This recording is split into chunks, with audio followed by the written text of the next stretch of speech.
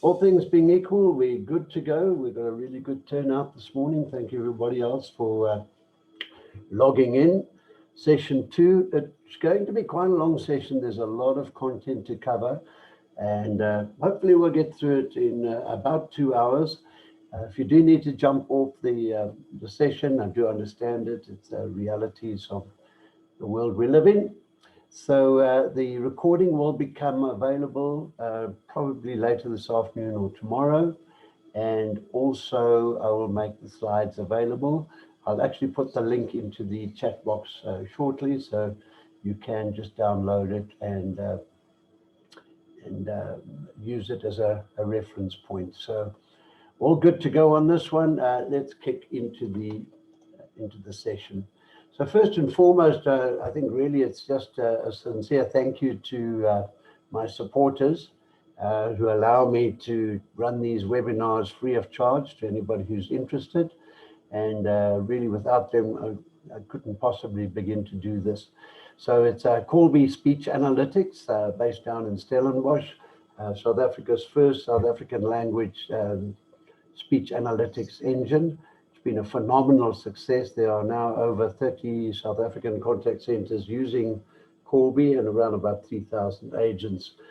Smart Solutions, another South African first. It's an incredible omni-channel platform, contact center platform that does everything that any contact center manager has ever wanted to do. It is really an incredibly powerful solution. I'll gladly send any information if anybody wants the details on that. Intelli BPO is a recently rebranded BPO operator coming out of the VVM collections contact center. It's 1,000 seats plus. State-of-the-art technology, is really doing some very interesting stuff. And my good friends down in Durban, Axtel headsets. Axtel are manufactured in Poland to very stringent European Union standards for quality and safety, and all around a really superb product. So that's the commercials out of the way. So let's get on with the show. So today, as you can see, we'll be dealing with what I call session 2. We'll be looking at customer satisfaction and loyalty, customer experience management, CRM, social CRM, the impact of social CRM. So let's get straight into the show. Session 1 and part 1, we look at the evolution of customer contact strategies and technologies. And this particular slide sequence is very close to my heart because it's my personal journey through the industry since its origins. So if we take a look at that, so this period spans from the 1970s through to where we are today. And what we're looking at here is a theoretical level of sophistication of customer service strategies and marketing concepts. And it's a theoretical model, but nonetheless, I do feel that since the early 70s, there's been a relatively high level of understanding and sophistication in marketing strategies.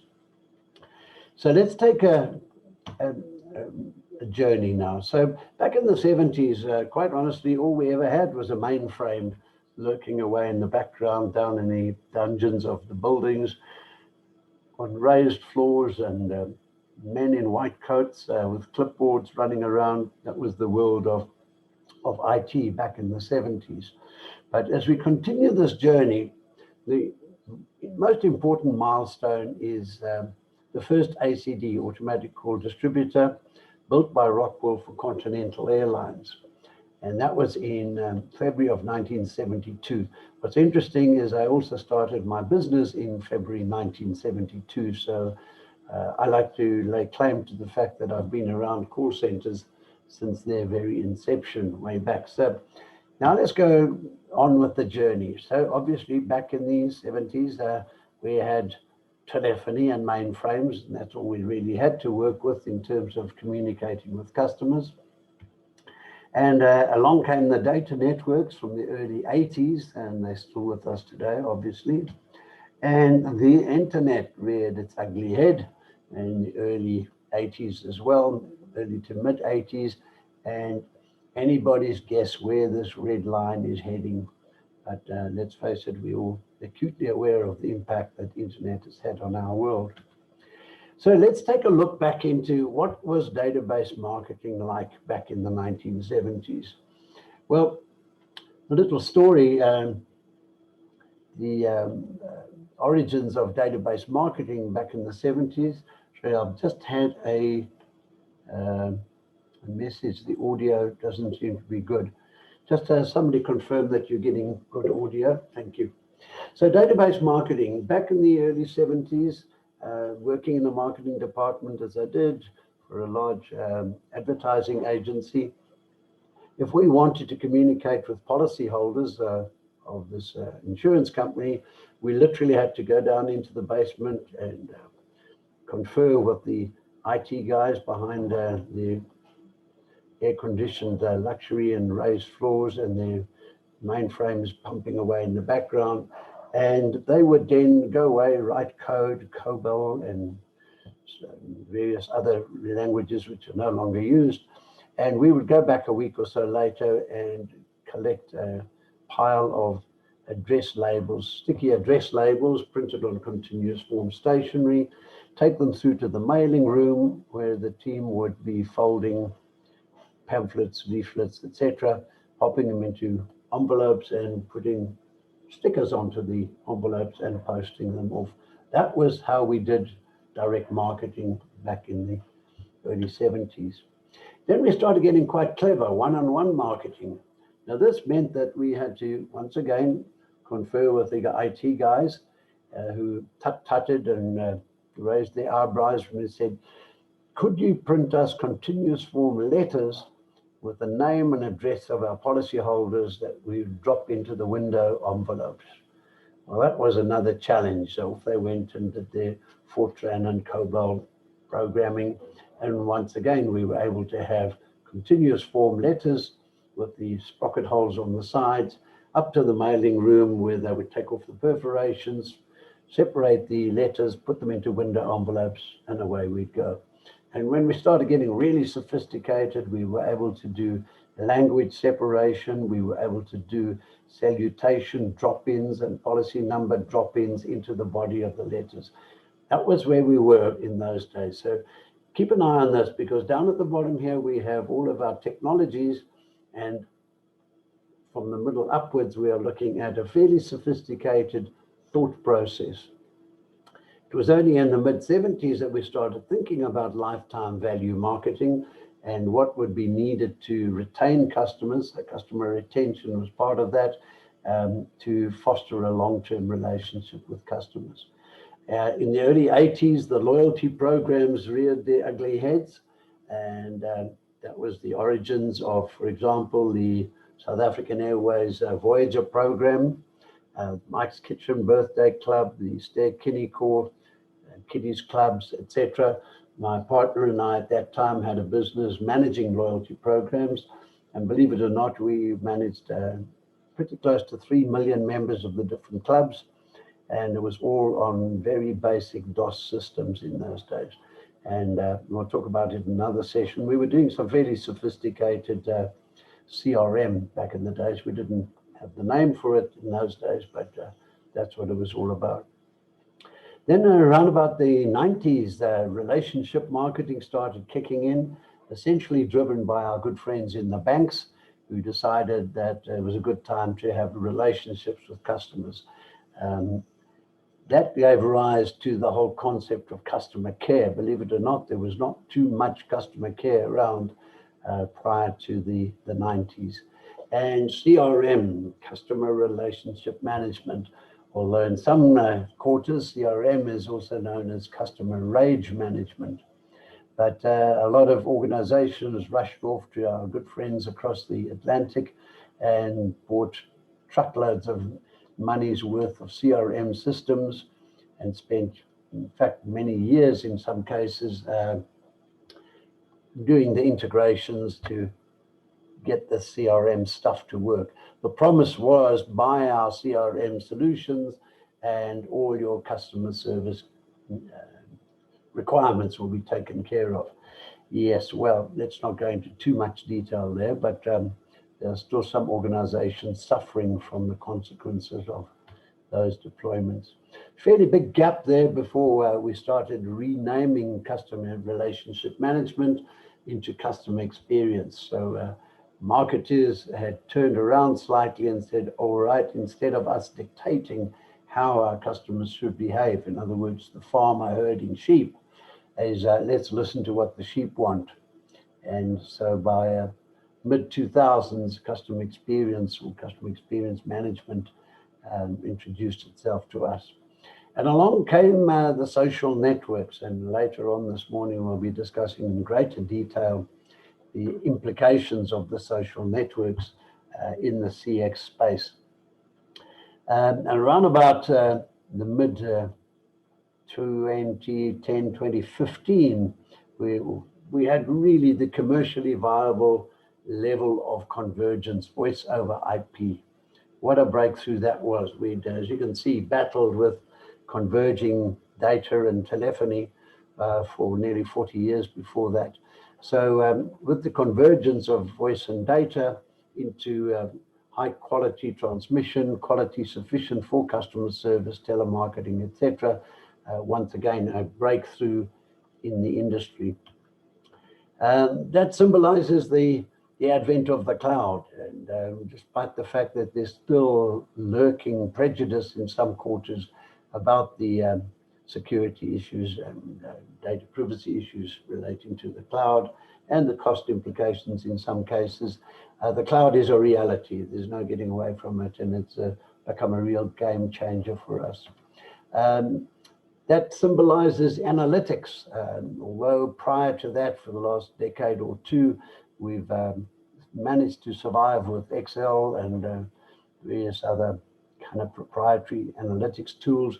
But today there's a proliferation of analytics, and analytics in the customer experience world has become a de facto. It's a must-have. It's no longer a nice-to-have. And that little icon symbolizes artificial intelligence, machine learning. Here we're talking chatbots and autobots, etc., all happening literally as we speak in this very, very exciting times. And as you can see, that is a 30, 40-year journey where the technologies have been way below the strategic thinking that we had in customer experience. So we've reached a point now where, in my opinion, technology outstrips strategy. That's quite a bold statement, but let's face it, with today's technologies, contact center technologies at our fingertips, anything that we can dream in terms of customer experience, marketing, customer retention, the technology can deliver on, if it's the appropriate technology and if it's in the right hands. So a very exciting time to be. For me, it's sad that, you know, if I'm lucky, I've got another 10 years in this game, but on the other end of the scale, it's very exciting to be at a point in time where everything we ever dreamed about strategically can now be delivered. And so the impact of social CRM, pretty much at the same point, where in some cases we are finding that the volume of customer interactions coming in on the social channels are now starting to surpass some of our traditional channels like telephony and email. So customer success is probably, and I'm predicting, is the new buzzword. So we've moved from loyalty programs, relationship marketing, customer care, CRM, customer experience, customer success. How do we measure customer success? We'll be talking about that quite a bit going forward. So that is really the journey, the 40-year-old journey. And we're at this point where I find it very exciting. So many of you logged in today are the architects of change, are in a position to engineer and strategize a totally different world. And the exciting part, as I said, is you now have the tools to do it. So any questions on that? The chat line is open and seems to be working well this week.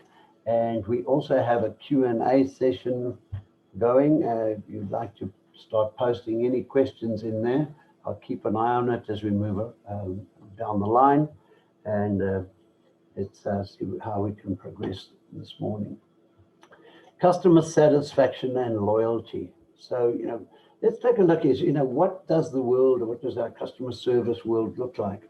In some instances, some organizations might look at it and feel that they have it under control, with others, and particularly impact of COVID-19 and the pandemic has had a dramatic negative influence on the customer service world. But nonetheless, there are some fundamentals, and I'm going to quote a few scary facts, I call them, from my good friends at Enlighten, which is a customer experience consulting business based down in Cape Town. They're doing some really world-beating stuff down there, and I have permission to use a few of their slides. So, customer experience, let's look at some scary facts. It comes out of global research, which is now being validated locally. So 25 to 30% of a company's customers are truly satisfied. And let that sink in for a moment. 70% or more can very easily be lured away by competition. We'll look at different ways of measuring that and trying to identify those weak points in customer service delivery. The second point is that 96% of unhappy customers will never tell us about their experience. Once again, a very sad situation, but nonetheless a reality. Our job in customer experience and contact center management is to be able to identify those unhappy customers, and using that information just to leverage and find the root cause and start addressing that. 70% of the reason why customers left companies has nothing to do with the product, and the main reason for switching was poor quality of service. Now, this pops up in all of the research documents, in all of the academic works. Once again, these are almost cliche, but they're realities, and they do set the scene for our discussions going forward. So, customer service is what it's all about. Another interesting part, and I've been party to monitoring a campaign that is doing just this, supporting 70% of complaining customers will do business with us again if we resolve their complaint in their favor. I'm not saying that the customer is always right here, but there's a really interesting statistic that. And you'll see the context of that shortly when we start looking at the good old Net Promoter Score model, which has for nearly 50 years now, or 40 years, addressed some of these issues. So more scary facts. Let's have a look at this one.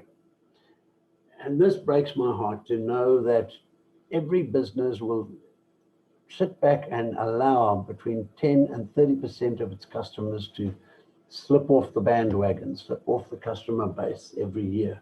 And we'll pump tremendous amount of energy and funding and investments into marketing to top up our customer base, just in the almost resigned to the fact that we're going to lose between 10 and 30% of customers. We don't have to lose those customers, and we'll discuss in greater detail how we can quantify customer retention and how we can cost justify the investments that we in the contact center need to make to reduce the volume or the value of customer churn. Once again, it's become a bit of a cliche that it's the pundits tell us that it costs 8 times as much to attract a new customer than to retain an existing one. There are various studies on this model, and in fact, some point to it costing as high as 10 to 12 times as much to attract a customer than it does to retain an existing customer.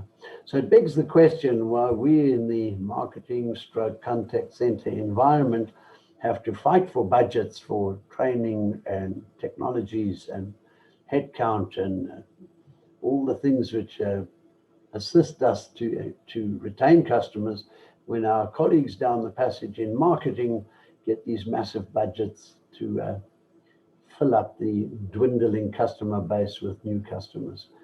Another very interesting debate that we'll expand on shortly. So, knowing and truly understanding the different voices of the customer and responding timeously and appropriately, fundamentals to customer experience management. And so it's worth dwelling on that slide for a few moments there, because some of those key words, knowing and truly understanding the different voices of the customer. We use the term voice of customer rather glibly sometimes, but are we really listening? Big question mark on that. I'll also explore, as we go further, the concept that many times we are making strategic decisions based purely on what we think the customers want, demand, and expect, versus what do we know that customers want, demand, and expect.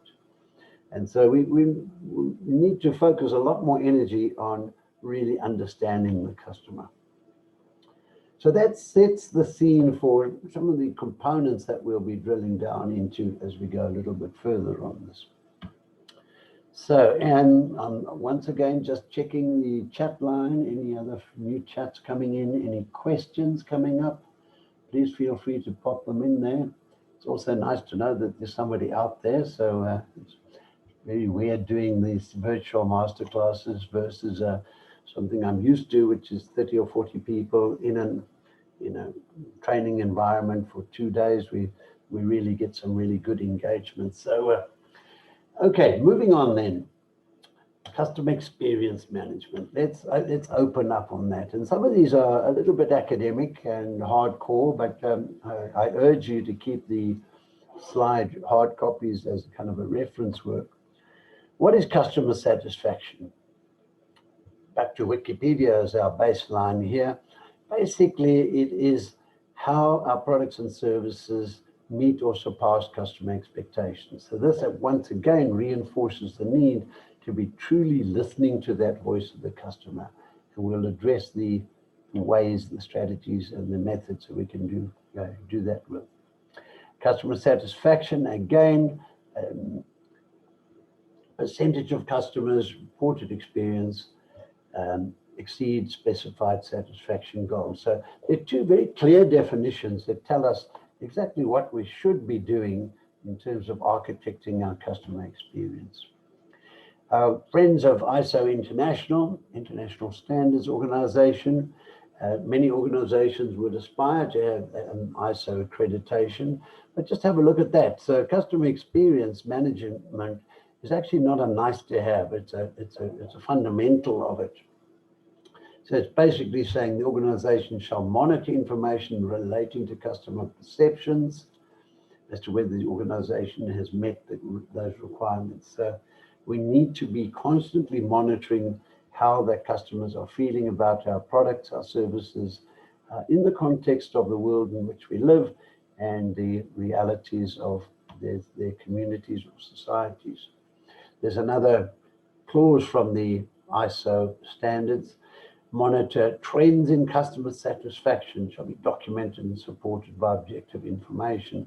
So once again, these are not nice to have, these are fundamental. So another definition, and I apologize for the number of definitions, but they do provide us with a framework around which we can start building processes and systems. Customer experience, the sum of all experiences that the customer has with us. Once again, this is pointing us towards the role of the contact center and the touch points within the organization where customers have experiences. They are all emotional touch points, and we'll expand on that.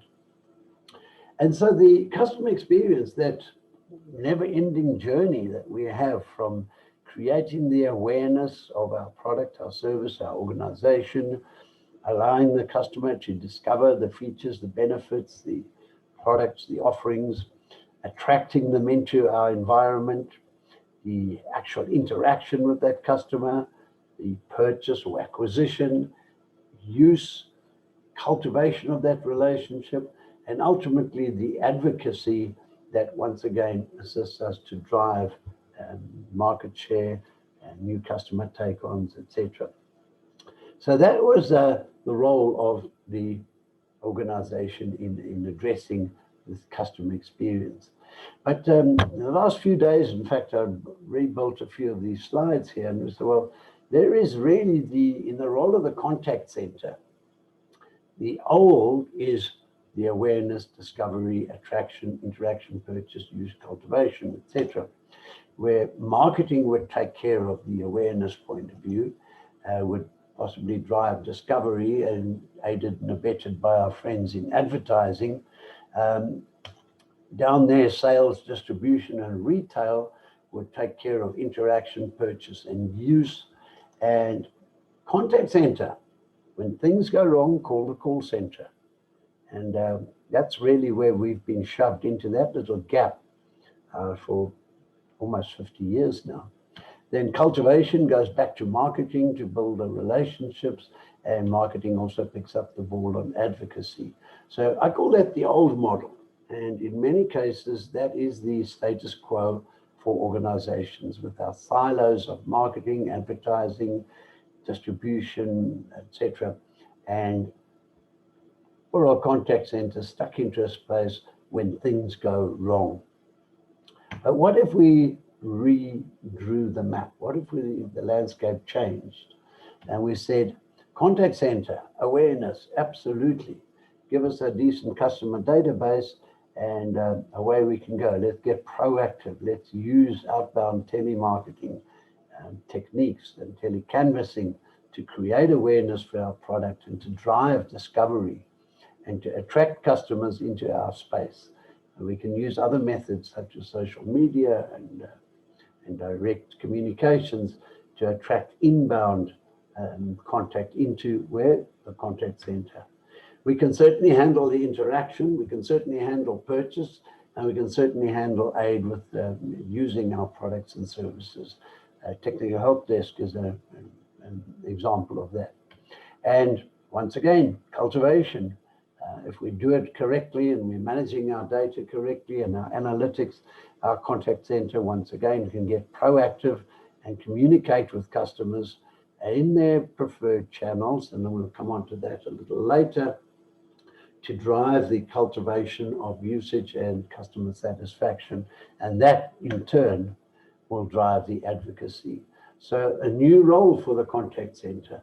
If the organizations are bold enough to see it, the contact center or customer engagement center or customer interaction center has a much greater portfolio than we ever had in the past.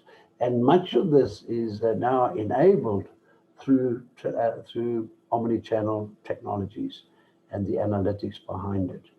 If you look back on that previous model, when we only had mainframes and telephony, there's not much that we in contact center could do, but there is your new model. And so in some instances, let's look at ourselves as a laboratory, and there's the definition: a place equipped for experimental study in a science or for testing and analysis, a place providing opportunity for experimentation, observation, or practice in a field of study. Allow that to settle in for a few moments, because isn't that what we do in contact center? Replace all the jars and things with our technologies, our processes, our systems, and lo and behold, we are a laboratory. We're an organization's laboratory, focusing on the field of study being the customer relationship and the commercial spin-offs of that. So it's the place where, let's face it, we gather massive amounts of data, we measure everything, we are able to compare, analyze, design processes, systems, able to test various methods of communicating with customers, and to some extent even products and services. We're able to roll out and implement, and through continuous improvement feedback loops, provide the necessary business intelligence and insights back into the organization. So this puts contact center front and center on the stage of the organization, and as opposed to, we've been, let's face it, the poor cousin, the reluctantly funded annual budget, the center of inefficiencies, and various other things that the boardroom tends to call us. But the new contact center, certainly at the center of organizations' drive.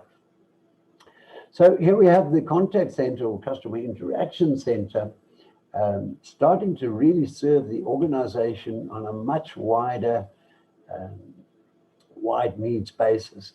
We should theoretically be in a position where we are able to service our customers across any device, any channel, anytime, 7/24. I'm not suggesting that we have agents round the clock, but we certainly better have our systems and processes in place.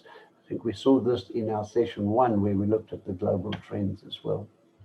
And this slide actually is a repetition of that.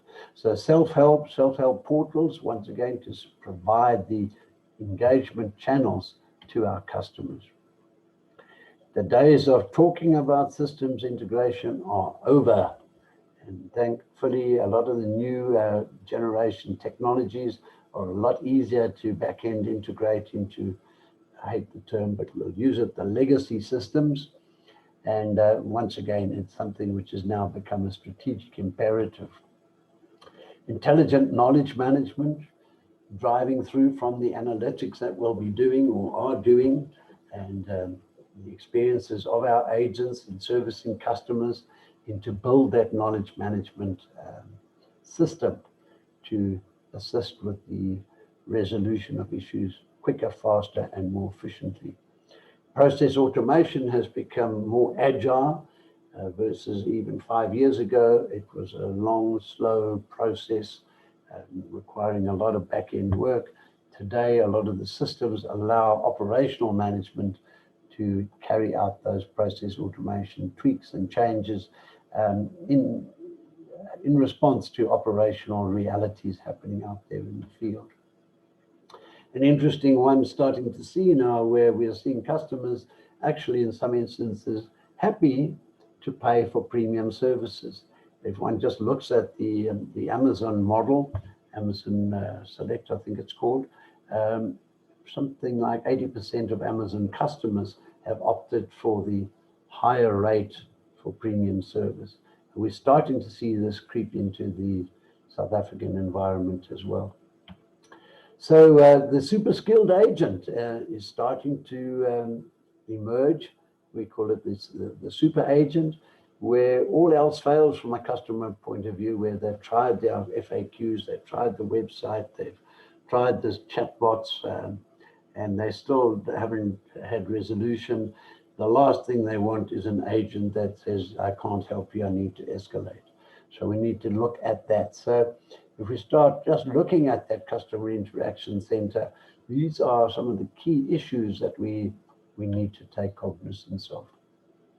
So why is the contact center now the key business unit in the organization? Let's have a look at it. We have changing social and business environment, and that's been accelerated by COVID. So the operational realities and the business models that we had even a year ago are now under a lot of pressure to re-engineer.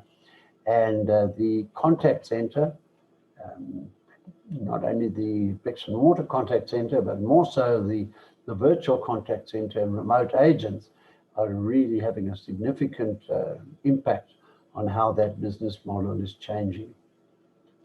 Increasing cost of doing personal business, and I think our friends in financial services know and understand this better than most, where the margins are thin.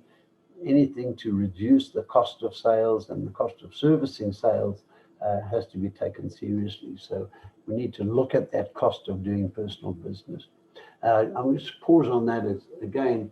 It's one of my hobby horses is asking operating managers the big question: do you know to a reasonable level of accuracy the cost of each interaction in a contact center? Cost per call minute, cost per email minute processed, cost per text message answered, etc. And I challenge everybody on the call today to really start thinking about that. We'll have another session later on in the seminar series where we will spend an entire session looking at how do we calculate and report on cost of operations. I'll be bringing in a guest presenter to assist me with that particular model, but stay tuned. So once again, just a reality of the world we live in. Our competition is no longer local. It's expanded into regional and, let's face it, global as well. So our services, our products, our service offerings, our channel offerings need to be competitive on a global basis. And we need to start looking at that contact center being re-engineered to handle that entire customer experience. Everything from driving customer sales right the way through to post-sales servicing and the driving that advocacy component of it. Driving operational efficiencies. Now, operational efficiencies come from, in my opinion, or have their roots in financial management. Back to my question earlier about knowing and understanding the cost models that drive a contact center. It's a consumption model. We as a contact center consume resources, and resources have costs. So we need to understand that, so that when we do design new processes, we'll design them both with an operational efficiency, a customer experience, and a financial component to that. There's a note on all activities are measurable. And the term ROI will be coming up more and more in all of our discussions around technologies, processes, systems, training, human capital management, etc. We need to start looking at those increased revenues, upsell, cross-sell, and regurgitate the once sadly lamented telemarketing. But if it's done correctly within the framework of one's own customer base, with tact and with knowledge backing it up, and that will assist us to drive additional revenues on that. And there has been a chat come in here from Misa. Thank you very much for that. Can we talk on intelligent knowledge management? Yes, indeed. Nice question there. And what we're finding, and this is our observation, is that, let's face it, we tend to have high staff turnover in call centers. So we bring in new agents or previously employed agents. We train them. We expend a lot of energy and resources on training. We deploy them. We then coach and retrain and manage them, and we drive performance. And in the process, those agents become more and more knowledgeable about our products, our services, and our processes. And tragically, in many organizations, when those agents leave, or as team leaders or supervisors, they take with them all of that incredible, valuable knowledge. So more and more, we're seeing organizations really understanding that model and building in parallel with their CRM systems, the knowledge management systems. Artificial intelligence stroke machine learning is starting to help there now. And we're seeing systems that are picking up on solutions being provided by agents into a knowledge base, and then subsequent calls coming into the call center. The agents are trained to use that knowledge base, and the system will start prompting for next best actions, next best solutions. All of that adds up to first contact resolution, the holy grail of contact centers on the one hand, shortened call average handling times, which has a dramatic impact on resourcing and particularly on the cost models as well. But I think the primary driver there is customer satisfaction. So there's a lot of development happening in knowledge management, and I will use this as a prompt, and I will, before our next session, get additional information and perhaps a list of vendors that have solutions in the knowledge management space. Thank you very much. Nice question there, Misa. Expand our market reach. There's no reason why sitting wherever we are in Johannesburg or Cape Town or Durban or in Harare, wherever we might be in the world, The world is our market. We have global reach now. Telecommunication costs have plummeted. It's as easy to make a call or an interaction across the planet as it is across the city. So let's start thinking about this new contact center and heart and soul of the organization on a global basis. And analytics, and I think it's 3 sessions from now, we'll spend an entire session looking at the power of analytics, what can be done, what is being done. I'll also bring in a guest presenter or two to show and to demonstrate in real time the power of analytics in the contact center. So watch the space. So there are, I'll go back to that. There are the 9 reasons why contact center, customer engagement center, however we want to call it, should be moved right up there into front and center of the organization's customer experience and sales and revenue models going forward. So the customer experience journey, baseline, entry level, is customer satisfaction. And once we have that, is to really drive that loyalty component towards advocacy. Because only when we have these in place are we starting to really be able to deliver to the boardroom their expectations. And it's important that we focus on these, because the language of the boardroom is very different to the language on the floor in the call center. And we need to repackage a lot of the reporting that we do, and it's another topic for another day, to really reinforce these 4 strategic objectives. Market share.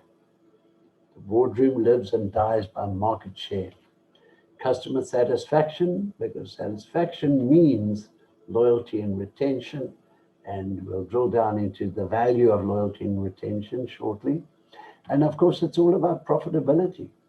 So if we can address those 4 strategic goals or ambitions of the organization, then our contact center is starting to really show itself as being a key driver for the organization in terms of the last one on that list there, profitability. It's all about the money. It's about share and stock values. It's about executive bonuses. It's about retirement plans and pension schemes. So it's show me the money is the buzzword on that. Redefining that customer experience. Once again, the source here is enlightened. So let's start drilling it down, because this points us to what we as contact center professionals need to be doing in our day-to-day engagements. An interaction between an organization and a customer. And it sounds pretty basic, but it is every type of interaction, and we can expand on interaction because we live now in an omni-channel world. And if a customer chooses to engage with us on a text message, on even a USSD, on a WhatsApp, on an email, on a chat, any one of those, we need to be geared up to handle that interaction, because we are the custodians of that link between the organization and the customer. And this is an important one, because it's that blend, it's the physical performance. Let's just pause on that one. It's how do we handle that call? How fast should we handle that call? Did we handle the first contact resolution? Do we have customer feedback? It's the pure physical performance. But how often do we forget that we are dealing with senses and emotions that are very much part of that interaction? So I'll ask you to park that concept of senses and emotions on every interaction, whether it is a frustration of trying to get through to a number, frustration of being caught up in the maze of an overcomplicated IVR system, the frustration of engaging with an untrained and inexperienced agent whose inability to provide information requested. All of those invoke some pretty serious emotions. It's almost contact center road rage when you think about it. So the next part of that is each of those interactions intuitively measured against customers' expectations, not what we think they need, what they tell us that they need. All moments of contact across all channels. So that slide alone reinforces the blueprint of the contact center that we absolutely have to design, build, and operationalize if we are going to succeed in the incredibly competitive landscape moving ahead into the future. Any questions coming up from there? I've got my eye on the chat line, and the QA session is also open and all working nicely today. So anybody else there? Just looking at the list, we've got some of our friends there. Quentin, all the way from Myanmar. Thank you very much for joining us there. And we have, let's see who else has joined us here. Eti Podji, all the way from the UK. Thanks so very much for spending time.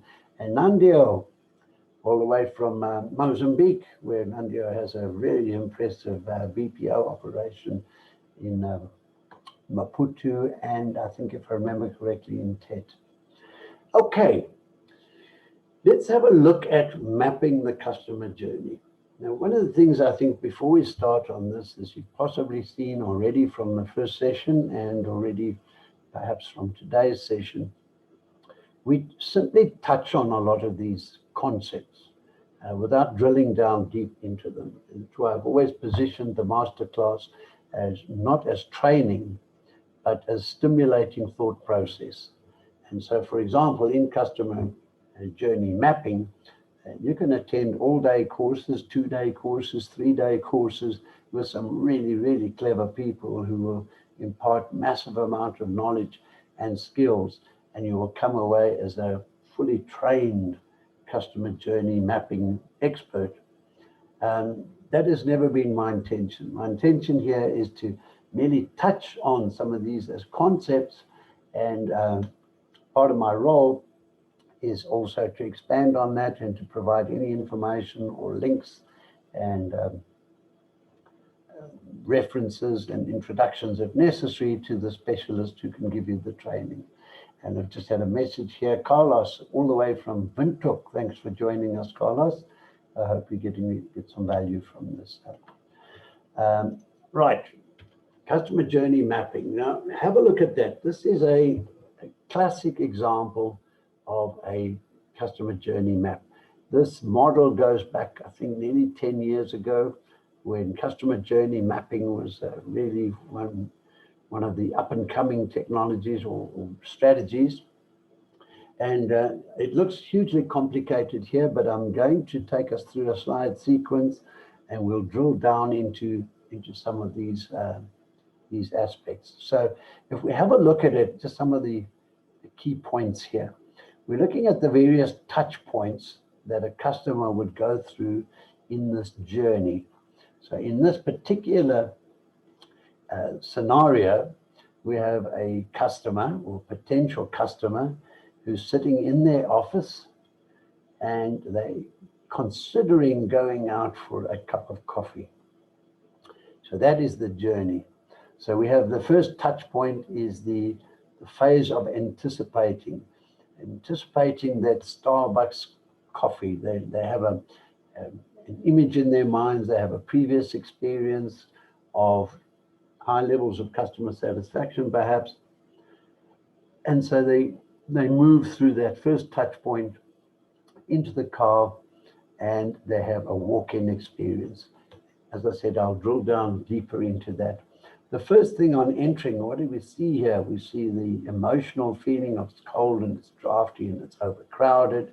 I won't look at these ones for the time being. The ambience, however, is on the baseline, which our good friends at Starbucks might have defined as the minimum requirements for a Starbucks coffee shop. And of course, here at the upper end, we have in green, we have positive experience or enriched experience, which is the aroma of that coffee. So as that customer now starts moving down the line, stands in line to order their coffee, and no personal space, no social distancing, I would assume. They stand in line to place their order. They get to a point where the negative space is impersonal. The positive experience is the person who's behind the counter is appropriately trained. The service is quick and convenient. Moving further down, as you can see on these various touch points, we move from the engagement into the drink coffee environment. It's tasty, it's flavorful, a big upside, positive emotion, free Wi-Fi with sufficient bandwidth when we would hope. However, observation down here by that customer, the music is too loud. So it's a negative experience. Customer now needs to pack up and go home, annoyed about a closing time perhaps, reflects in the overall opinion of the experience, and the goodbye at the door was quite cheerful. So this is a summary map, but as you can see, the concept of it is, let's map the very beginnings of that engagement to the most important part, which is reflecting on the sum total of everything that happened in this space. Let's look at the poached experiences. These tend to be all the negative emotions. Many of these are quick fixes, by the way, and I'll talk about that a little later. And here we have the enriched experience where we can leverage all those positive emotions. So what I urge you to do is just go to Google and Google customer experience mapping, and you will literally have hundreds of examples of customer experience mapping and how to, etc. Also, a point worth pausing on here, and I should really have a slide on it. One of the most incredible websites and knowledge portals for everything to do with call centers and contact centers is called callcenterhelper.com. Call Center Helper, one word. In fact, let me type it into here. So have a look at this site.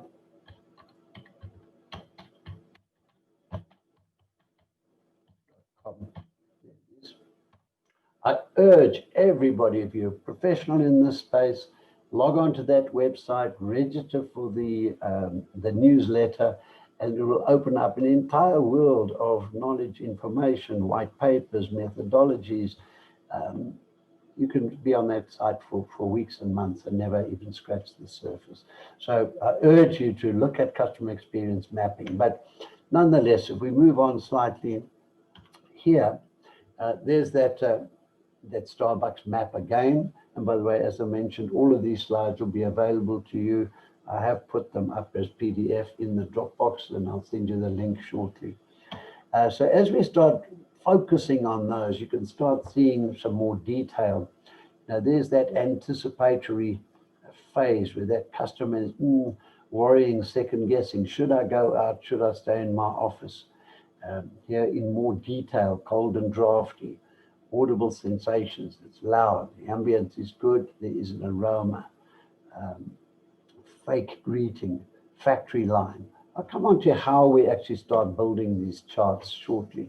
But now you can see, drilling down, a lot more detail going into these positive and negative sensory and emotional and practical components of the customer journey map.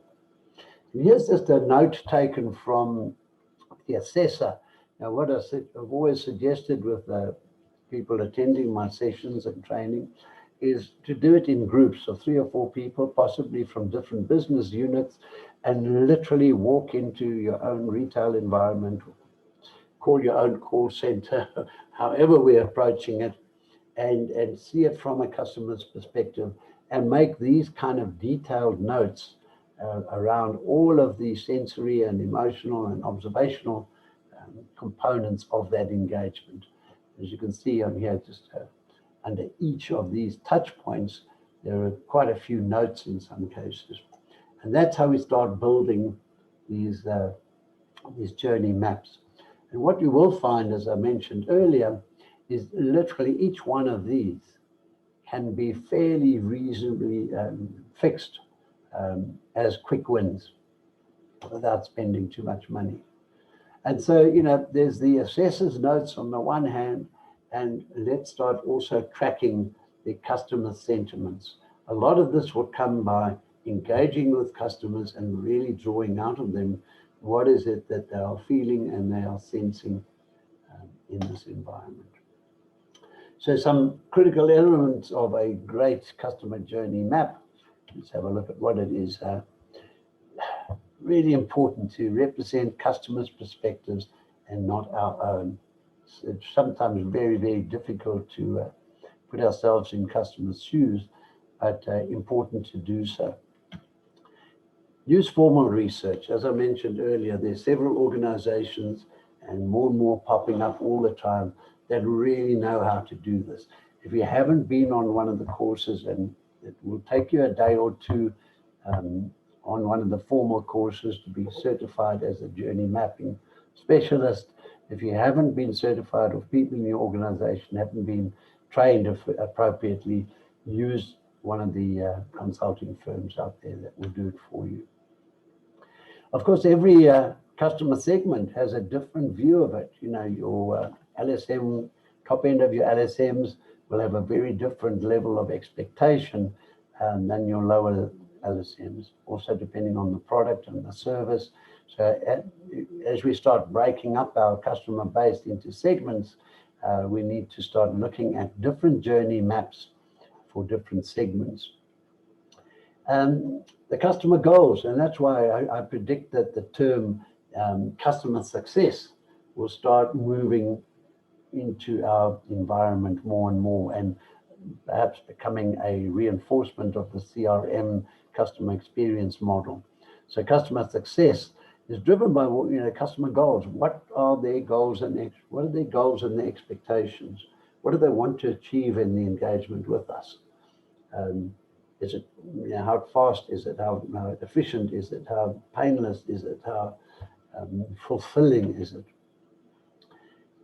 I keep coming back to it, emotions and feelings. A customer journey map is not just a process, and we'll talk about process design later, but it has to take into account and take cognizance of the emotions and the feelings of customers as they go through their journey with us. All customer touch points, and it becomes far more complicated now in an omni-channel environment, because it's no longer just the call in or phone in. It's no longer just the phone in or email in. It's now got to take into account all of those touch points, whether it is telephony, whether it's text messaging, social media messaging, right the way through to video, and the physical environment as well. Moments of truth. Very easy once you have your first round and first draft of your map, is to drill back into it and to say, what are the moments of truth? Where do we have the maximum impact, both negative and positive, in our engagement cycle with customers? It's the negative impact moments we need to fix very quickly, and the positive impact we need to optimize and do a lot more of those. So let's identify those moments of truth. Interesting how in many organizations, the brand promise crafted by our good friends in marketing, promising our customers certain products, services, values, etc., and the customer journey is then very different in many cases. We had a case yesterday. We were talking with a client that knows what needs to be done, has a wonderful customer service charter, but the warning is, don't release a customer service charter until we have the processes, the mechanisms, and the skills and the training in place to be able to deliver on that brand promise. So big red flag there on draw the comparisons between the brand promise and the customer journey. Time, of course, is the commodity that very few of us actually have a surplus of. So time as a component of the customer journey is critically important. We'll discuss that in greater detail when we look at customer effort management. So effort and time in many contexts interrelate with one another. There it is, customer effort as a means of measurement, and we'll discuss, and I'll show you how we would take that into account. Obviously, every customer journey has various logical phases, as you saw in the Starbucks example. Non-customers' experiences. What do our non-customers experience with their providers? Are there opportunities for us to observe and to map our competitors' customer journeys and to pick from it, to cherry pick the high points and truly understand that? And now we start looking at linking those journey maps with all other forms, other initiatives we may have, voice of the customer, NPS, Net Promoter, customer satisfaction, customer effort scores, etc. So a lot of work to be done in that space. I'm going to pause now, and we're into the session by an hour. So I'm going to put it on a 5-minute break, if I may. I'm going to go mute. And so let's be back at 11:05. So if we can start again at 11:10. In the meantime, please feel free to come in on the chat line or on the QA line, and let's gear things up. Just before I go, Sissy Hambila, all the way from Walvis Bay. We did a lot of work together down there a few years ago. Good to have you with us, Sissy. And a lot of what you're seeing here, remember, we did in the call center down in Walvis Bay. So perhaps when COVID is over, I'll have to come and visit again. Okay, I'm going to put us on hold for a moment, and we'll see you back in a few minutes.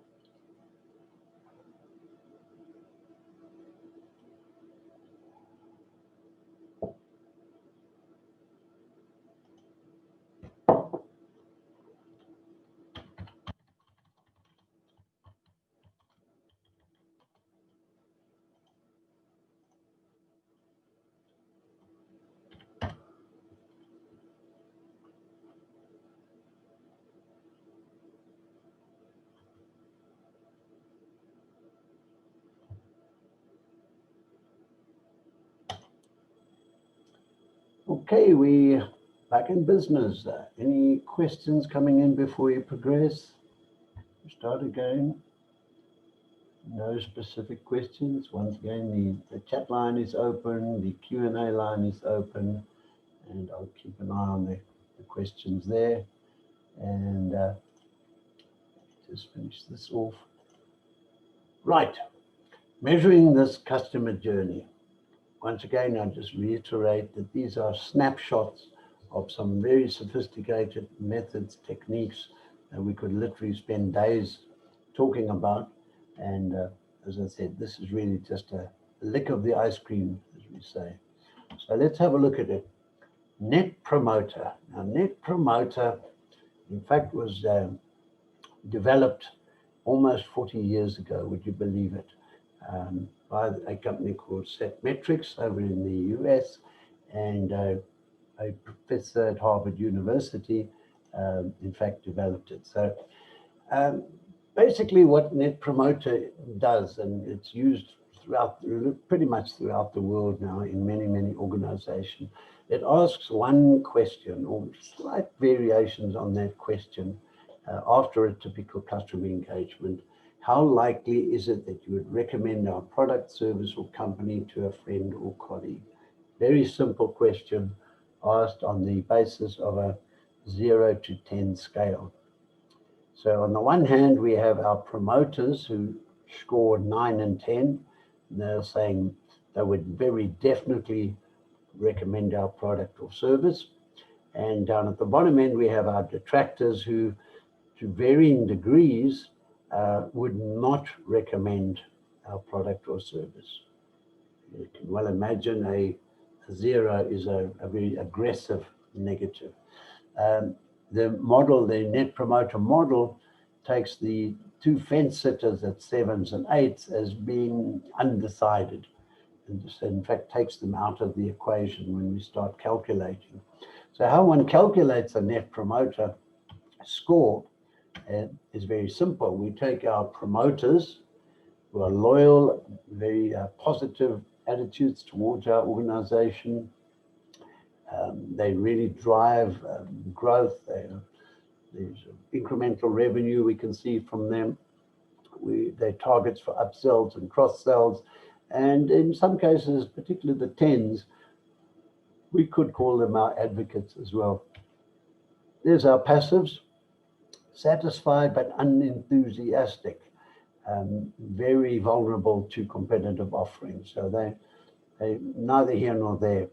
And then there are detractors, unhappy customers who can damage your brand, impede growth through negative word of mouth. So that's basically how we start looking at and start calculating. So we take to calculate our Net Promoter Score, we take our percentage of all our promoters minus our detractors. Very simple math on that one.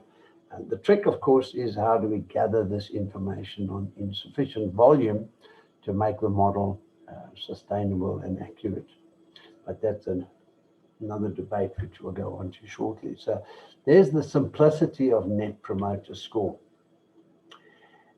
Here comes a bit of a curveball, because a few years ago, an American company called 4C, which is a market research organization, developed what they call the word of mouth index.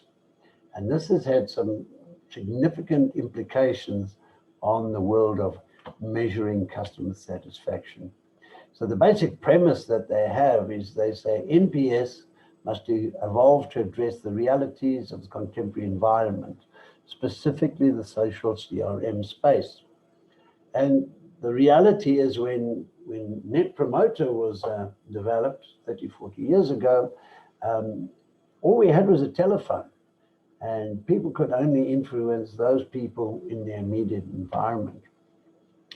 So the detractor in those days used to influence one friend at a time.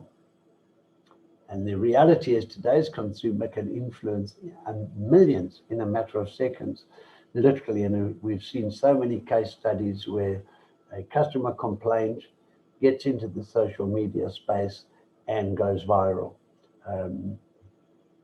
There are a couple of really great videos, and I'll put them in the follow-up email rather than take time on this session, there's some really great videos on the impact of social media in customer experience. So just to come back to this here, so Net Promoter is now under the microscope because the world has changed. So we need to take cognizance of that. So the 4C model in their white paper, and if you want a copy of the white paper, please just email me. I call it an e-nag, and I'll gladly send you the white paper. But basically, their research tells us that only 1% of so-called detractors said they were likely to communicate a bad experience. Now, that's a really interesting concept, because for the last 30 years, we've taken anybody that scores below an 8, in other words, a 7 and less, as a serious detractor. In other words, we invested a lot of time, money, efforts to try and bring them around to becoming promoters. So what 4C has ascertained is that 60% of detractors actually loyal customers. And when you stop to think about it, there are a few products or services that and companies that I'm loyal to. I might even say the bank, no names today, but my bank I'm loyal to. But there are many times when, for whatever reason, I reach a level of frustration and even anger, where I would, in a post-call survey, I would rank them very low in terms of my customer satisfaction. But I'm certainly not going to hit the social media, because I'm actually a loyal customer and I don't want to destroy my favorite brand. So we've got to be very careful that our NPS figures, if we are using NPS as a customer experience metric, that we are not overstating, because 4C tells us in many instances organizations are overstating the influence or the impact of detractors by a massive amount. So let's be very, very careful about how we use Net Promoter. So if we go to the Net Promoter model, how likely are you to recommend this product or service on that good old-fashioned 0 to 9 scale on it? What WOMI suggests is that we ask anybody scoring below a 6, who it's a 5 and less, we ask the second question: how likely are you to discourage others from doing business with our company? Now, those two questions together allow us to identify those serious detractors, those who are going to go, are hell-bent on destroying our product, our brand, or our brand image, or our reputation. So some figures again from 4C here. Now, if you have a look at it, you've got some major international big brands here. And here's their NPS scores. And so even the highest ones here, if we look at them, is IKEA. We don't have IKEA in this country. We have Tiffany. We have Walt Disney. We all know, all at around, even a really good score is in the 30s, 35 to 50s there. Okay. But within that model, NPS is defining detractors, the percentages of it, and yet the WOMI defined detractors, there's a massive difference between those. And there you can see the overstating. Look at that one there, Nike. Their detractors, once again, is a classic case of passionate customers about their preferred brand or product, and yet the NPS is lower than one might think, but there's a strong loyalty. What would be interesting to see on a chart like this would be a product such as Apple. And I know all you Apple users are passionate about it. So I've just had a note from Quentin: you've lost sound. Has everybody else got sound, audio okay? Does somebody just drop something in the chat box so we can identify if it's a local a global problem? I don't see anything coming in, so I'm just going to proceed. So yeah, if you want Okay, your accounts sound there, no problems on sound. So Quentin, sorry, it sounds like a local problem. But nonetheless, you'll have access to the recordings of this. So there's my little logo, ENAG. If you want more information about WOMI, about Net Promoter, there are a number of white papers and documents available on that. So please just send me an ENAG and I will send those white papers to you. Okay, back to customer satisfaction and those 4 key elements that we need to look at. And wouldn't it be wonderful if we had a perfect product, which is what our customers expect, delivered by caring people, it's what our customers expect, in a timely fashion, and if there are problems, they're effectively resolved. There are 4 keys that we should put this up on the wall and work our way through that. Perfect product, delivered by caring people, in a timely fashion, and effective problem resolution. Once again, to me, this points back to the role of the contact center, customer engagement center within the organization. We're no longer just to handle the customer complaints when all else fails. We are here to drive insights, business intelligence, to assist the organization to develop and to refine, to deliver the perfect product. We have to show all the empathy and caring within our contact center. We have to have processes and systems that drive efficiencies timely. And where there are problems, need to be able to solve it at lightning speed. So let's just focus on that for a while. Here's an interesting model on how we start seeing organizations collecting data around customer satisfaction. Here's an email that I received from Discovery Health, my healthcare insurance company. As you can see, we are, this email is dealing with a specific agent that I engaged with on a particular day, and they're asking me simply to one click and to send this off into their evaluation systems.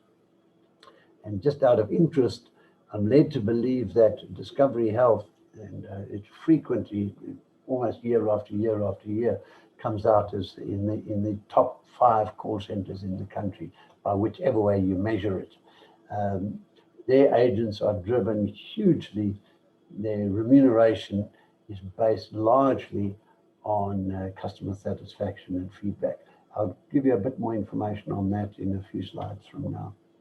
Here is a bank, once again. This is an early model, and this is back in 2012, using this model, a Net Promoter. As you can see, it's talking about a specific agent, date and time of call, and asking for a Net Promoter. It's a 2-click semi-automated response, so it generates an email.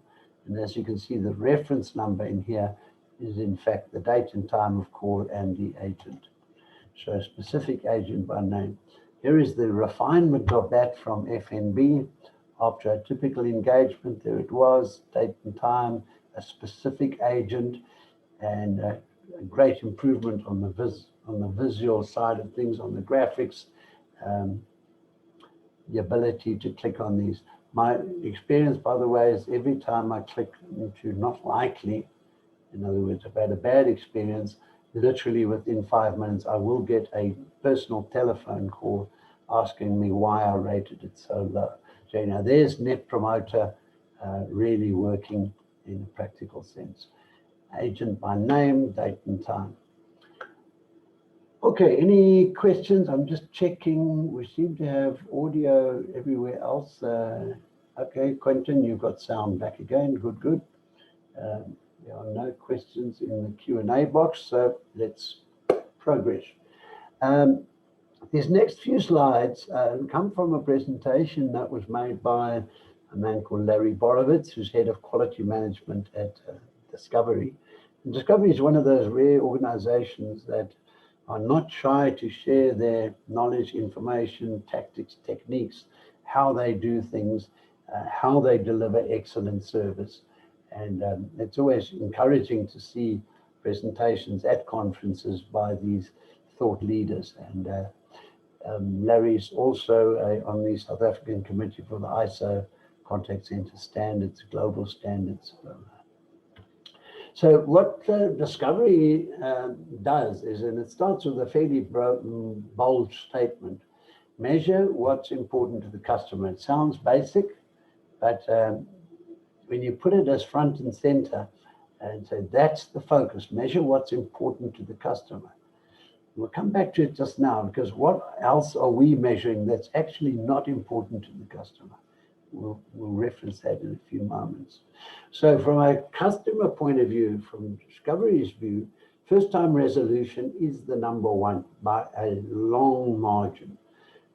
They do a lot of analytics, and they measure by callback on the same issue. If there's more than one callback relating to the same issue, there's some serious repercussions for the agent, for this department, for the system, because first contact resolution is critical to what the operation is designed to achieve. Obviously, the accuracy of the information through from a QA point of view, very important.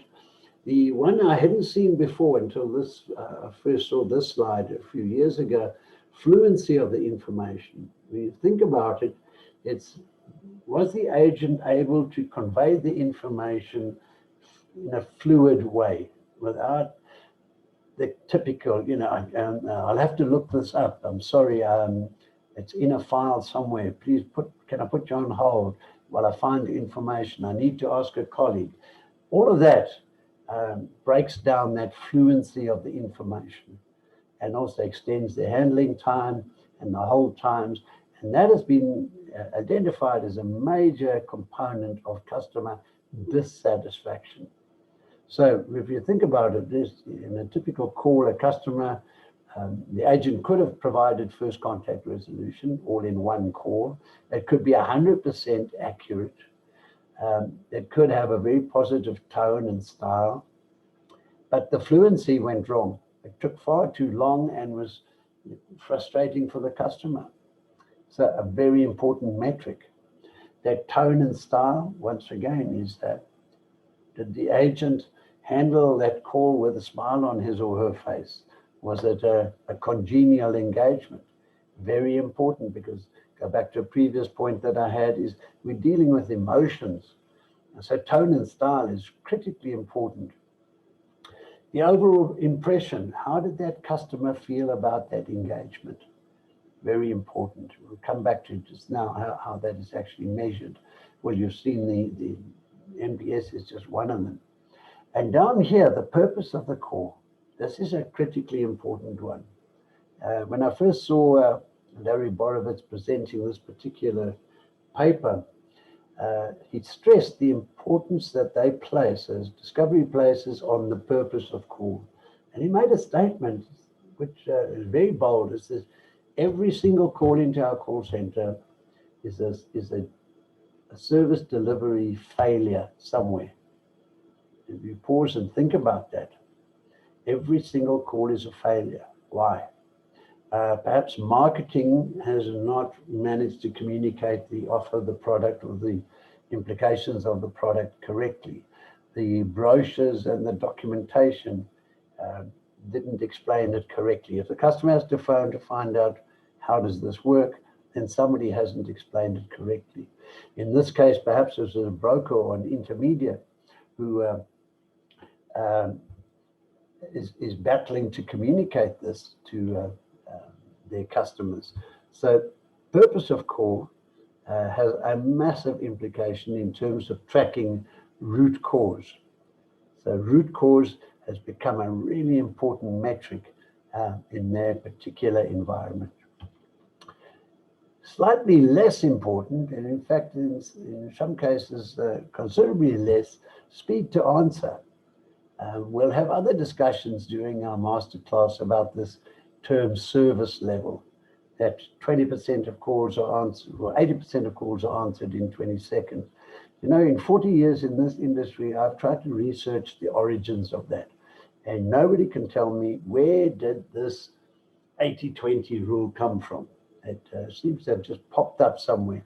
But depending on the environment, depending on the type of service offering, depending on the company, I think we need a lot more flexibility in service level and less penalties perhaps. But that's open to debate and would be very different for each different organization. What's least important, and this will jar some people, call handling time. Okay, pause on that for a moment. How many contact centers are driven by average handling time, AHT, and agents being penalized, teams being penalized for going over the average handling time?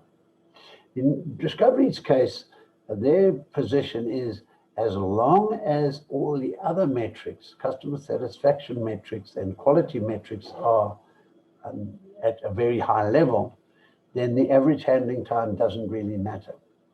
Think about that. It's quite a radical view. So basically saying if the customer metrics are good, the others will follow. Call rate per customer, handling times, etc. But most important of all is what's important to the customer.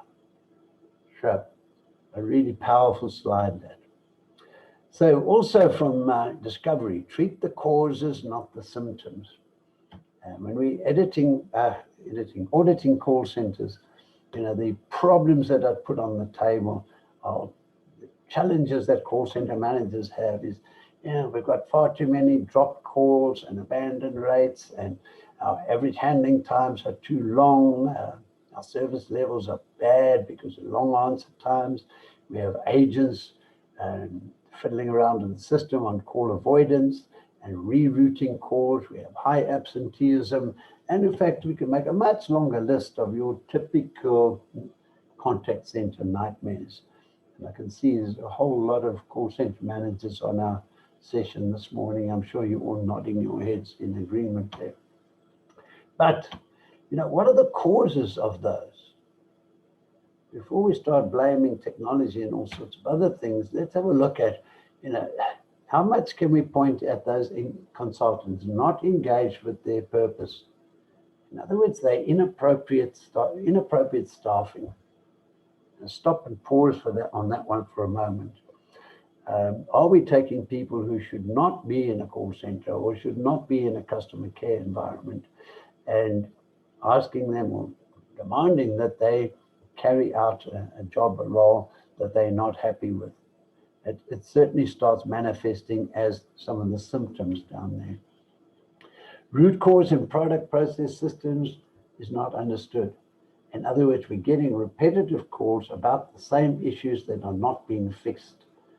It's not being the information that we as contact center are gathering and collecting and feeding back into the organization about the products, the services, the processes, etc., are just not being taken care of. And that's why we're getting repeat calls about the same issues. Repeat issues with no end in sight in their resolution. And that is a major component of the volume. So if you think about it, and I'll give you a hypothetical figure, and it'll be fairly close, but here in South Africa, a reasonably well-run, well-equipped contact center, a call will cost, let's call it 5 Rand per minute to process a call. So a typical 3-minute call, 15 Rand. If that customer calls again about the same issue, you can double that. If they call a third time, you can treble it. And these are figures which are not often taken into account in looking at contact center efficiencies. Lack of accessibility to information, that comes back to my subject of knowledge management and systems and system prompts and anything that we can do to assist the agent at the front desk, at the front line, to answer correctly, accurately, and very, very quickly. So knowledge management is the key to that. Hard to use systems. How many times have we seen agents running 4, 5, 6, 10 different systems with Alt-Tab between screens? One of the ways around that is to give agents multiple screens that they can pop windows all over the place without having to do really expensive and complex back-end integrations. So hard-to-use systems will drive a lot of problems that we have on the front end. Poor measurement, are we measuring the right things? Are we measuring them correctly? And that's the subject of another whole session where we'll look at performance management and measurement of all of the things that we are doing to measure and manage our operations. Inadequate information, that goes hand in glove with lack of accessibility to information. If it's inadequate to allow the agent to do that first contact resolution, it's not the agent's fault, it's our organization. Badly structured remuneration. We cannot begin to expect optimized service from somebody who feels that they're not valued. Also, as a Discovery's case, where I think it's as high as 60–70% of the agent's annual remuneration is based largely on customer feedback surveys with bonuses and incentives, etc. So if our remuneration model is badly structured, we cannot begin to expect to be able to control high absenteeism, call avoidance, long answer times, etc. So very important issue there. And hate to say it, but it's management which is the problem, not the agents. So where we have a toxic call center with all of these symptoms, we've got to take it back to management to say that the organizational structures may be wrong, the policies, the processes, management procedures, lack of knowledge, lack of skill. Many of those things are somewhat hidden sometimes, and we spend huge amount of resources tackling the symptoms and not tackling the causes. So, right, moving on. How do we enable true customer-centric consultants or agents? Right measurements, right support, right motivation, and right encouragement. It may be an oversimplification, but it certainly works. And world-class contact centers have those components correct in their operating environment. So on the point of measurement, client perception, top of the list, number one. That's what it's all about. How did the customer feel about that engagement? Then, of course, we have our objective criteria for correctness of information, and how do we measure that? And, of course, the whole QA systems in the back end. We will spend a lot of time discussing QA in one of our future sessions. First time or first call resolution. And what you'll see here is call length. So on the one hand, the previous slide, we said we're not interested in average handling time. And here on this slide, we're saying average handling time is important. Well, it's important from a capacity planning point of view. That's why it's important. So the emphasis is on customer experience, no matter how long the call is. But we do need to manage the call duration so we have the right number of agents with the right skills, the right time, the right place, to maintain a level of our service level. Monitoring, there's that fluency of information, the hold times, let's look at that. Tone and style, very important, because it displays an agent attitude, and that has a significant impact on how the customer measures their satisfaction with the call. And then, of course, motivate. We've got to drive consultants living the product or the service. They've got to be passionate about it. They've got to wear the company T-shirts, even if it's not compulsory. They've got to carry their brand into their home and work and social environment. They've got to really live it with an absolute passion. And in this case, as you can see on this slide, every single interaction could impact one's remuneration. So show me the money, and I'll show you the service. So a very interesting take on motivation there. Pause here again. Any questions coming through? I see somebody, Meza, you're saying my voice is low. Anybody else experiencing my voice being low? In which case I can speak up. I can speak up. The next session I will have a headset. I just had a problem with the headset configuration this morning. Any questions coming in? Still nothing in the QA. The chat line is open. Let's have a look then. Customer effort management. This is a big one. Once again, if you want the white papers, just send me an e-nag. It first popped up in the Harvard Business Review about 6 or 8 years ago as a whole new metric for customer experience. So I flag it as a mega trend, customer effort management. And year by year, it's reinforced the fact that people's time has become incredibly valuable to them. And therefore, if we as a provider waste that time in any sense, it has a serious negative impact on how customers see our organization, on their loyalty, on customer retention, on revenue generation, etc. going forward. So let's have a look at customer effort management. So it's similar to Net Promoter in as much as we ask that customer, how much effort do you personally have to put forth to get your request addressed? It's on a scale of 1 to 5. So 1, very low effort, and 5, very high effort.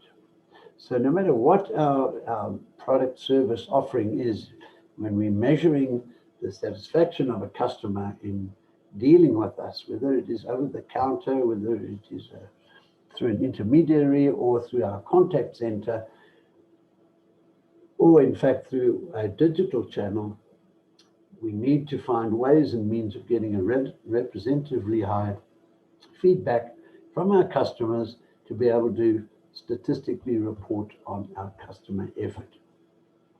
Very low effort, very high effort as we go forward on that. So let me just pause on this. There's an interesting little anecdote, a little side story on this, where I think for the first time for me anyway, customer effort and its implications in our space made very good sense. Some might recall about 8 or 9 years ago, Toyota worldwide had a technical problem that demanded massive recalls of Toyota products. And we were talking about millions of vehicles throughout the world being recalled to overcome and to fix a problem with a sticking accelerator that had a couple of incidents where the accelerator had stuck and people had been killed. And so the media got hold of this and all hell broke loose. The implications were frightening. I recall at the time the so-called marketing experts were shaking their heads and saying, well, that's the end of the Toyota brand. I'll never be able to recover from this disaster in terms of public relations. Well, what they hadn't anticipated was that this was very much in Toyota's disaster recovery planning. And literally the focus was how quickly, how easily, and with the least amount of effort could they fix this problem. I'm led to believe that shortly after this became public knowledge, Toyota contracted call centers throughout the world to immediately connect with all of their customers to say, you're aware of this problem, we need to fix it, we can fix it very quickly, it'll take about 20 minutes. Now, where's the most convenient place for our mechanics or our engineers to do this? We can do it in your driveway, we can do it at night, we can do it in the shopping center car park, we can do it outside of your place of worship on a Sunday morning. You just tell us the most convenient place and we'll be there. Well, it had an incredible positive effect on brand loyalty for Toyota. That customers responded to that, they understood there was a problem, and the positive approach by Toyota, hinging on least effort, turned that into a massive win for Toyota. So there's several case studies on that and highlighting the Toyota environment. So the impact of customer effort is really, really significant in our world. So let's have a look at a continuation of this paradox, the CRM paradox, customer service performance affecting loyalty. So let's pause on loyalty. Why do we need loyalty? Well, the higher the loyalty index, the more likely is the customer is going to stay with us. We're going to be able to upsell them, cross-sell them, greater share of wallet, lifetime value, and we can build models to predict that. Now, the boardroom thrives on predictable revenue models. What is this organization going to build, and what are their revenue figures this year, next year, 5 years, 10 years into the future? Because that has a serious implication on share values, on organizational values, etc. So loyalty becomes really, really important. There's been an assumption that if we have if we're exceeding expectations, we would have a high loyalty score. Well, the Harvard Business Review and some of the research houses are showing absolutely without doubt that even though we might be exceeding expectations, as you can see here, we are only slightly better than 50%. There it is, having a 50% chance of achieving total customer loyalty.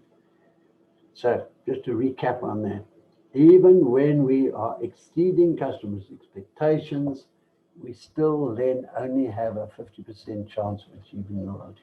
That is frightening. And that's why when we start getting these figures, we start measuring customer satisfaction, and even if we start getting levels higher than a midpoint, exceeding those expectations, we still have to be extremely wary that those customers would leave us in a heartbeat. So complacency is a big problem. So there's this predictability of loyalty, where we're looking to have some sort of a statistically accurate model of the lifetime value of that customer. So on the one hand, if we are looking for predictive power for repurchasing, from low to high, and here we have predictive power for increased spending, low to high.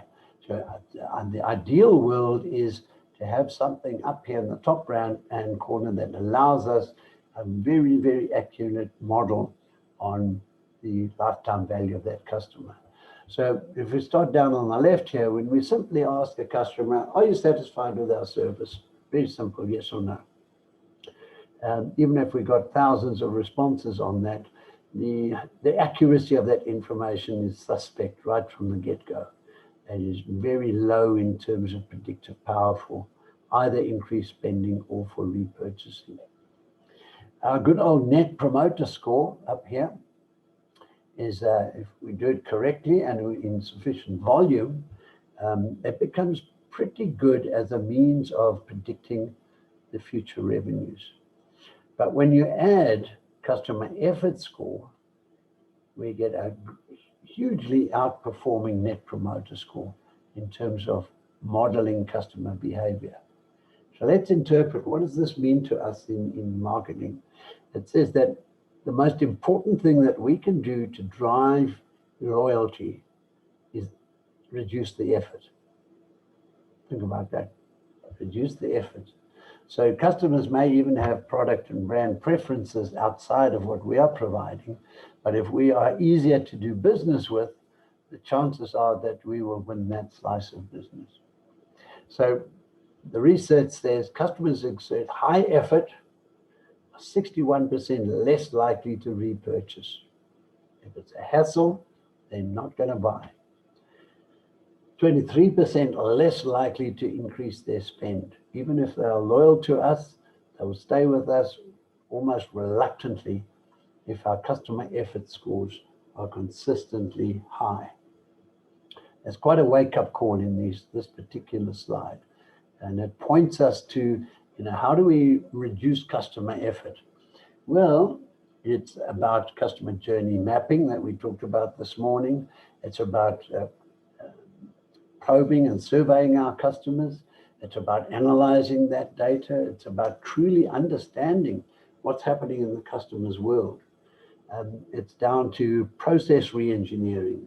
It's not rocket science, is to draw up an as-is process within any organization, and it will very quickly highlight the effort factors for customers in that space. Where does WOMI fall in here? Well, there's no apparent research at the moment that says the role of WOMI in this, but I would hazard a guess that that combination of Net Promoter Score, where we have a low Net Promoter Score, we ask the WOMI question about how likely are they to detract from the brand or the product, and most importantly, we need to look at that customer effort score. Customer satisfaction, if we really do it correctly, we'll get the customer satisfaction score by doing these other probes. Moving on. So if we just have a look at this, it says, reduce the customer effort, increase your loyalty and spend. It may be an oversimplification, but in 30 years or so of working with contact centers, we've seen dramatic turnarounds simply by reducing customer effort. There are many, many different things that lead to customer effort reduction. That includes training, appropriate technologies, channel preferences, knowledge management, first contact resolution. All of those things all help us reduce customer effort, and we see dramatic improvements in loyalty and spend. In another session, we'll look at how do we quantify that and put financial value to predictable loyalty and spend. That's when contact center emerges as a profit center and a value center to the organization.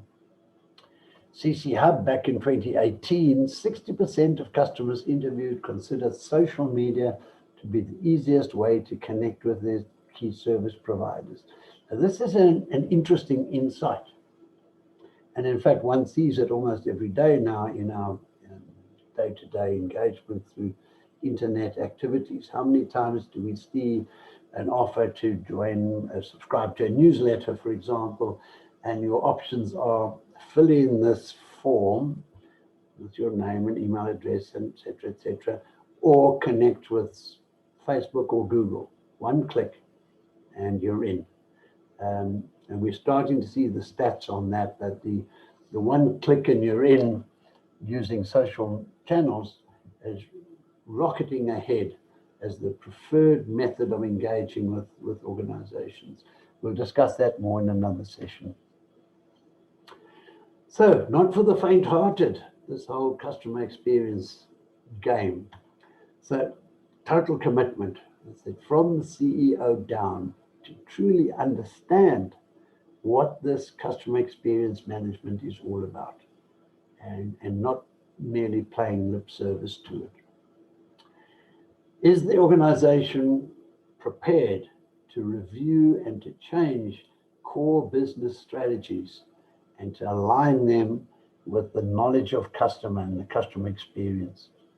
Or is it old school? This is our company. This is how we do business. These are our products. This is how we distribute them. Take it or leave it. Well, that's I hate to be a prophet of doom, but that's the end of that business. So the imperative that the organization is geared up and prepared to review and to change those business strategies. And along with that goes business rules and processes. Just because something has worked for the last 25 years doesn't necessarily mean that it will survive going forward into the next decade as the environment changes, as customer expectations change, as technology is changing. Those business rules and processes should always be a work in progress and aligned to reducing customer effort and enhancing the customer experience. Accurate and current customer data. It is I was going to say disgusting. It's atrocious when you look at audits done on customer data. One of the direct marketing associations a few years ago ran audits on corporate data. We're talking about banks, insurance companies, etc., looking to identify error rates.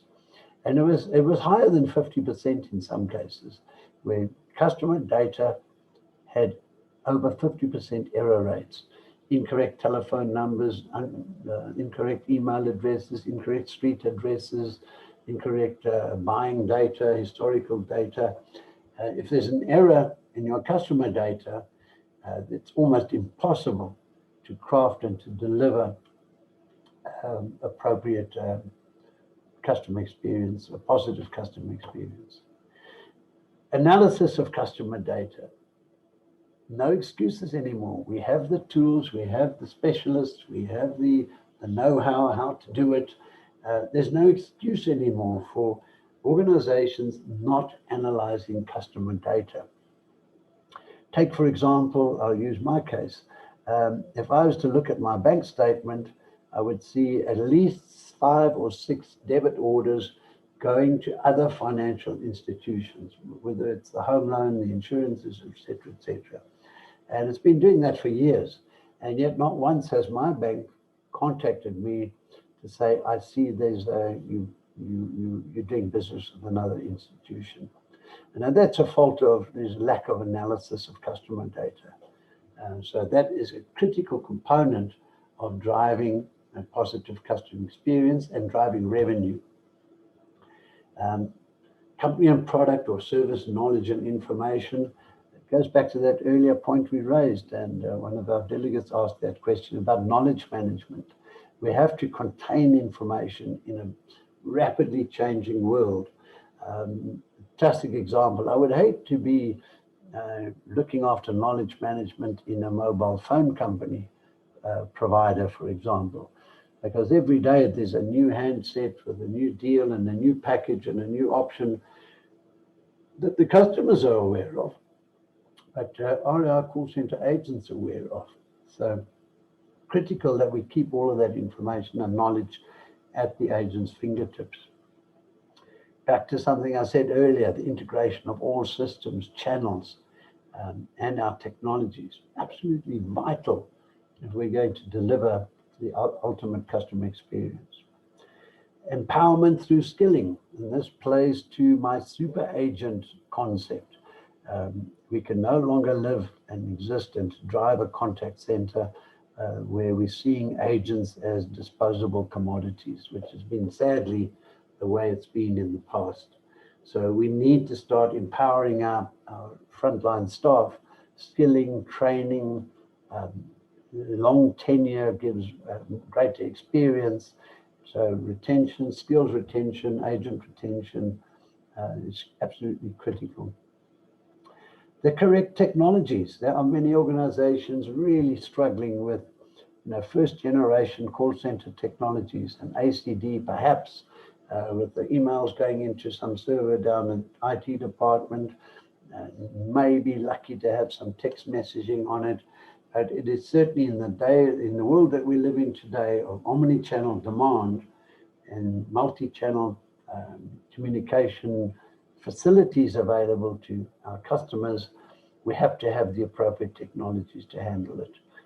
It's no longer a nice to have. This is now a mission critical. So many organizations are struggling with this right now. But the upside and the good news is that there are a number of technology providers out there now that have seen the changes in the environment and have built the appropriate systems to make that possible. And that's where knowledgeable, reliable business partnerships and solution providers, whether it is the technologies, whether it is the consultants, whether it is the third-party outsourced providers, business partners in the true sense. And that catalyzes change and brings about real positive insights into customer experience. And I say the 11th point here, knowledge-based decision-making. Sadly, in many organizations, and particularly the bigger corporates and the public sector environment, many of those decisions are based on emotions, on personal relationships, on many other factors, large and even ignorance for that matter. And those decisions can be far-reaching and extremely expensive. So the position that we take, my colleagues and I, is we're here to provide knowledge and information so that astute decisions can be made based on facts and information at hand. So last is planning, going into customer experience of how can we make sure that we're doing the right thing, we're optimizing the opportunities, we're overcoming the challenges, we are fulfilling the needs of all of the stakeholders, whether it is the shareholders, the management structures, the executive teams, the business partners, and it all comes from planning. So I'm going to pause there. I see we're at 12 o'clock and a few people have to drop off right now. So what I'm going to suggest, I haven't finished the content for today. So what I'm going to do is I'll create a session 3, which will run next week. It'll be possibly a short session. It'll just be a catch up on what we haven't covered today. And I'll also be able to peg down dates for the next 2 sessions before we'll have a holidays break from early in December. So any questions before I log off here? Keep an eye on the questions here. Nothing coming through in the Q&A, anything on the chat?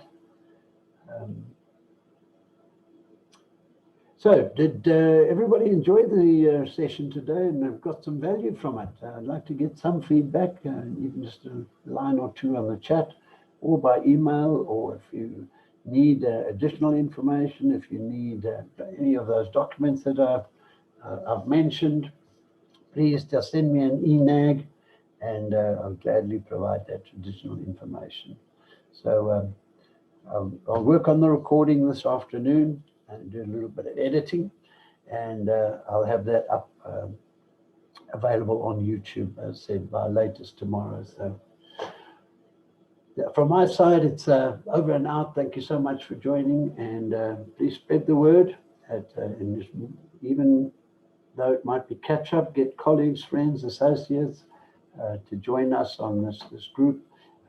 My sponsors have allowed me to take it up to 100 delegates, so we've still got space for another 20 or so. So the more the merrier. So thank you once again. Goodbye.